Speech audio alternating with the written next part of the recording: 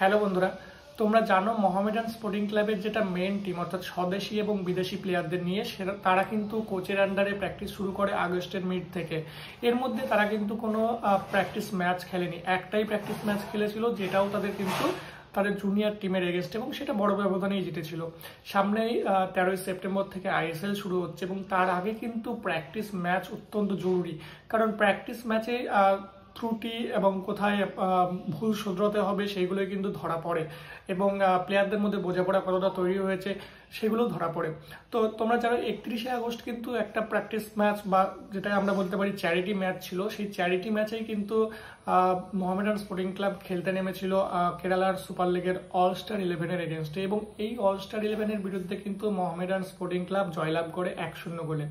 এবং কেরালা থেকে এই ম্যাচটা খেলেই কিন্তু মোহামেডান টিম কলকাতায় ফিরে আসেনি। মোহামেডান টিম কিন্তু আরও একটা ম্যাচ প্র্যাকটিস খেলেছে, এবং সেটা গতকাল অর্থাৎ 1 সেপ্টেম্বর খেলেছে, এবং সেটাও কিন্তু কেরালা সুপার লিগের একটা দলের বিরুদ্ধে।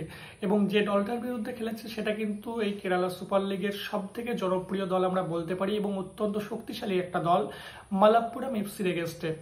গতকাল মালাপ্পুরম এফসির এগেনস্টে কিন্তু মোহামেডান টিম খেলতে নামে, এবং মালাপ্পুরমের এই ম্যাচটা কিন্তু কোথাও লাইভ টেলিকাস্ট হয়নি। তার কারণ হচ্ছে এটা একটা ক্লোজ ডোর ম্যাচ ছিল, যেখানে নিজেদের শক্তি পরীক্ষা করতে কিন্তু নেমেছিল মোহামেডান স্পোর্টিং ক্লাব, এবং এই ম্যাচে কিন্তু মালাপ্পুরমকে 1-0 গোলে হারিয়ে দিয়েছে।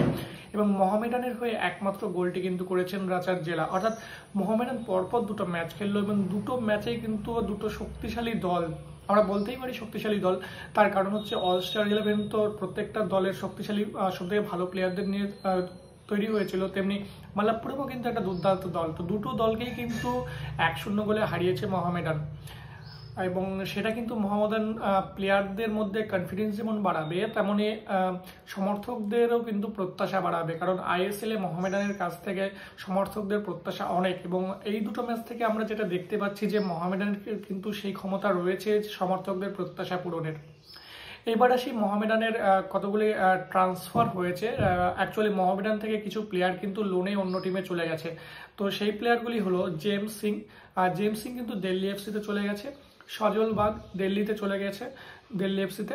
তন্ময় ঘোষ গিয়েছে রাজস্থান ইউনাইটেডে লোনে। তাঙ্গুভা রাগুই ইনি গেছেন এসসি বেঙ্গালুরুতে, এবং অ্যাশলে কোহলি তিনি গেছেন চার্চিল ব্রাদার্সে। তো এই প্লেয়ারগুলো কিন্তু লোনে অন্য টিমে গিয়েছে, এবং তার সঙ্গে আরও একটা যেটা শোনা যাচ্ছে যে মহিতোষ রয়কেও কিন্তু লোনে পাঠাতে চলেছে মোহামেডান স্পোর্টিং ক্লাব। সবাই এক্সপেক্ট করছিল যে মহিতোষ রয় হয়তো ইন্ডিয়ান সুপার লিগের মেন টিমে চান্স পাবে, কিন্তু এখন যেটা শোনা যাচ্ছে যে হয়তো তাকে লোনে অন্য কোথাও পাঠাবে।